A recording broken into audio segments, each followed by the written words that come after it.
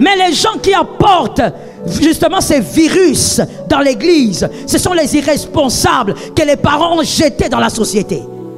Je me permets de parler comme ça. Les irresponsables que les parents n'ont pas vus et qu'ils ont lancés dans la société. Et maintenant, l'église locale, en parlant que de l'église, commence à supporter une charge. Il faut gérer maintenant tous ces problèmes, toutes ces complications. Comme cette dame dont je te parle, qui vient me dire, mais moi je suis fatigué. C'est à tous les cultes qu'on harcèle. Je ne peux pas respirer dès que je sors. J'ai même peur de saluer les gens parce que quand quelqu'un m'arrête, je pense qu'il veut me demander. Parce qu'on me demande à tous les cultes, même 15, 20 personnes. Le problème c'est quoi? Donne-moi un transport. Si ton frère biologique, du 1er, aujourd'hui nous sommes toujours au mois de février, du 1er février jusqu'à la fin, ne t'offre pas 10 $, tu diras que ton frère biologique ne t'aime pas? Je te pose une question. Est-ce que tu diras qu'il ne t'aime pas? Si ta soeur biologique ne te donne pas 5 $ du 1er février au 30, tu diras qu'il ne t'aime pas?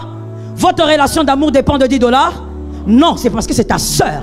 Dans la maison de Dieu, vous êtes sœurs et vous vous aimez à cause de celui qui vous a réunis. Avec ou sans transport, vous êtes frères. Merci une fois encore de nous suivre sur cette chaîne. Si vous êtes sur cette chaîne, c'est certainement parce que vous voulez découvrir les merveilles de Dieu. Merci de nous avoir choisis. Aujourd'hui, le message est très puissant. Veillez sur ce message. Et c'est une série de messages que nous allons publier ces dernières semaines sur la chaîne pour votre édification. Merci, n'oubliez pas de vous abonner et surtout de liker la vidéo. À très bientôt. Tu dois te marier, tu as 30 ans et la maman qui dit, je ne veux pas porter mes petits-enfants. Tout le monde le pousse vers le mariage. Mais ce garçon, quand il se marie, il ne sait même pas comment il doit faire tourner les neurones pour que sa fille, pour que son fils, pour que sa femme dort dans des conditions décentes. Non, dès que ça bloque, il va toquer à gauche, il va toquer à droite, il va même voir les amis avec qui il avait étudié pour prendre de l'argent et nourrir sa femme. Je dis à un homme qui est dans cette salle, surtout un célibataire, c'est une honte de faire des choses comme ça. Je reprends, je dis c'est une honte de faire des choses comme ça. Soyez préparés. Et si vous n'êtes pas préparé, ne vous mariez pas. Dans les églises, il faut avoir des réunions de jeunes garçons, de jeunes hommes, qu'on prépare au mariage. On prépare à être responsable. Regardez comment on fait grandir les enfants chez nous. Quand je dis chez nous, je parle de l'Afrique. Le petit garçon, quand il grandit, d'abord, il n'arrange pas sa chambre. Pourquoi? C'est un garçon. C'est maman qui va arranger. Et quand il mange, il ne lave pas son assiette. Pourquoi? Sa petite soeur va laver. Pas la grande soeur, la petite soeur. Pourquoi? C'est un garçon. Et quand il lave, il s'habille, il jette les habits partout dans la chambre. C'est comme un dépotoir. Pourquoi? Parce que c'est un garçon. Il y a la maman qui va commencer à ramasser même ses calbars jusqu'à 15-16 ans. Maman lave le calbar d'un garçon de 15 ans.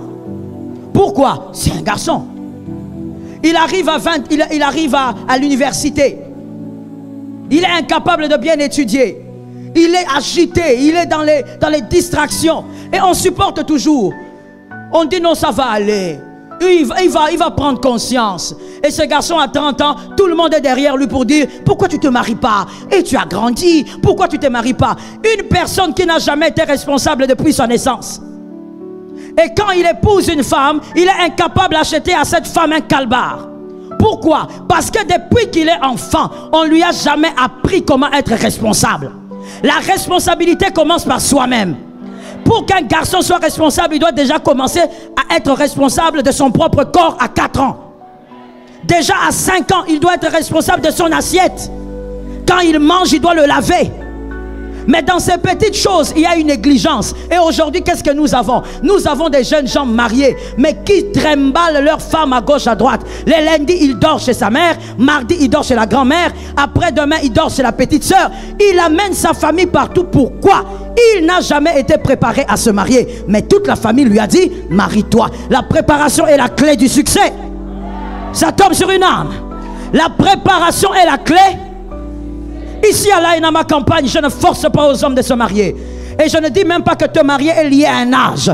Te marier est lié à une préparation. Si tu n'es pas préparé, moi je serai la première personne à te dire, tu n'es pas préparé. Homme comme femme.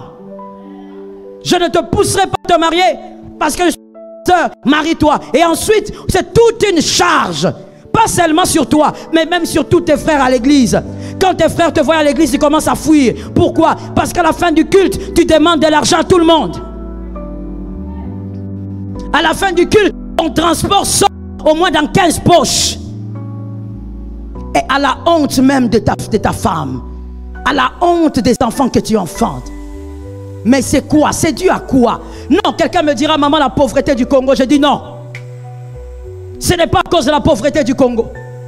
Des personnes moins intelligentes que toi arrivent à s'en sortir. Le problème, c'est le manque de responsabilité.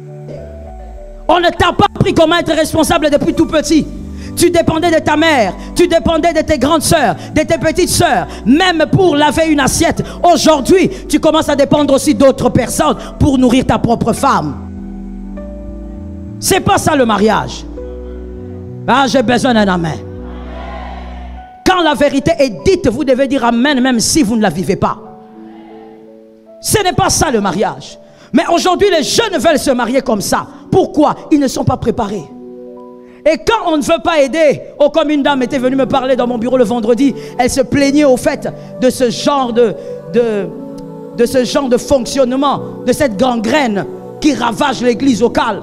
Elle se plaignait, dit maman, mais je me comporte comment finalement? Parce qu'il arrive que je n'ai rien. Je dis ceci, bien-aimé, parce que tu as grandi irresponsable, je suis toujours au niveau des hommes. Parce que tu as grandi irresponsable et que tu demandes maintenant de l'argent à la fin du culte à tout le monde pour que ta femme rentre à la maison. Résultat, quand on ne va pas te donner, qu'est-ce que tu diras? Il n'y a pas d'amour dans cette église. L'amour dans une église, ce n'est pas parce qu'on te donne le transport. L'amour dans... J'ai besoin d'un amen. L'amour dans une église, ce n'est pas parce qu'on te donne du thé. Ce n'est pas parce qu'on te prête de l'argent.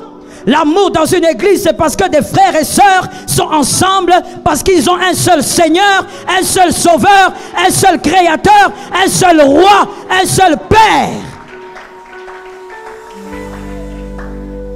Si ton frère biologique, du 1er, aujourd'hui nous sommes toujours au mois de février, du 1er février jusqu'à la fin, ne t'offre pas 10 $, tu diras que ton frère biologique ne t'aime pas?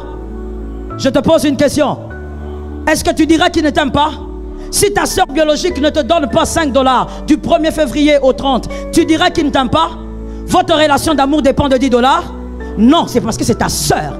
Dans la maison de Dieu, vous êtes sœurs et vous vous aimez à cause de celui qui vous a réunis. Avec ou sans transport, vous êtes frères.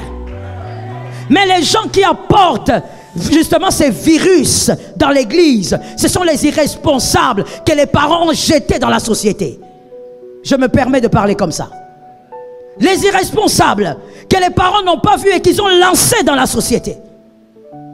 Et maintenant, l'église locale, en parlant que de l'église, commence à supporter une charge. Il faut gérer maintenant tous ces problèmes, toutes ces complications. Comme cette dame dont je te parle, qui vient me dire, mais moi je suis fatigué. C'est à tous les cultes qu'on harcèle. Je ne peux pas respirer dès que je sors. J'ai même peur de saluer les gens parce que quand quelqu'un m'arrête, je pense qu'il veut me demander. Parce qu'on me demande à tous les cultes, même 15, 20 personnes. Le problème c'est quoi? Donne-moi un transport. Tu veux te marier? Prépare-toi. Tu es un leader de famille. Un homme, c'est être un leader de famille.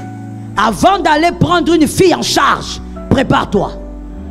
Les célibataires ont dit amen. Est-ce que les mariés ont dit amen? Que l'Éternel nous aide. Tout tourne autour de la préparation.